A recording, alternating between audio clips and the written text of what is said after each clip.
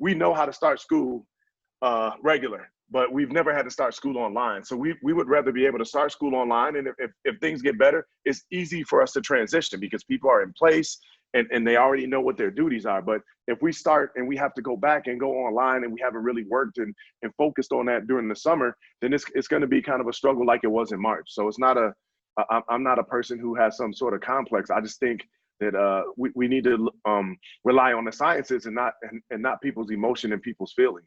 What was the feedback like from staff, from teachers, whenever the district was sort of in the decision-making process? What did you hear from staff? What were their concerns about the possibility of coming back for in-class education in the fall? I actually haven't gotten a lot of pushback from staff at all. It was mostly of, wanted to make sure that everything would continue to happen as far as healthcare and those different things, that we could do that. But there has not been much pushback with not starting.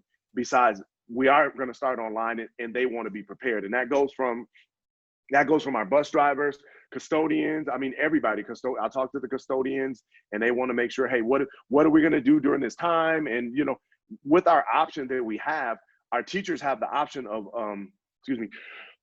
our teachers have the options of teaching from school in their classroom or still teaching from home. So we want people to feel comfortable because we don't want to tell everybody, hey, you got to come in, and they don't feel comfortable coming. And now we're going to be looking for substitute teachers. But at the same point, I think we talked earlier, if there's some other school districts around who are deciding to go online, they're going to have their scholars at home with them, and they may need to do some work with their scholars as well. So that's something that we considered as well. Had there been any new changes, new adaptations that the teachers are implementing to ensure that the students that might need, or the scholars that might need a little bit more help, get the help that they need and get the attention they need? Yeah, absolutely. Our online structure is a little untraditional than what people probably expect. So we won't have five full days of instruction. What we're going to do is we'll have Monday, Tuesday will be instructional days. And in those instructional days will be blended learning, in which they will have, I'm just going to use an example, and I've been using the same one, so I'll keep doing it. So for instance, third grade at 9:00, all the third graders will have an English lesson. And it may not be an English lesson with their physical teacher. It may be one that's recorded, because all of our teachers are going through training right now with Google and Apple, in which they're learning to use those devices in order to record those lessons. So those lessons are standard based. So you're going to get the third grade second week lesson for English, for ELA or literacy at this time. And then that's Monday. And then Tuesday at the same time would be an interactive lesson with their actual teacher. So you're kind of reiterating or looking at maybe a different standard, or just adding on to that same standard. On Wednesday is what we would call an office hour PD day. So on that Wednesday, the teachers will have, our plan is for the teachers to have office hours. So now they can reach out and reach those individual students who have questions, or the ones that maybe when they were teaching the lesson, they saw that look on their face like you explained.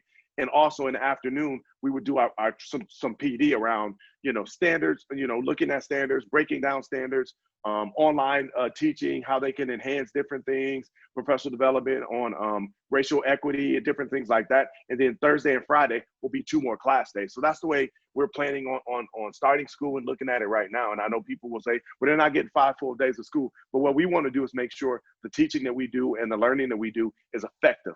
And that way we can look at it, we can go back and do those systems of checks and balances.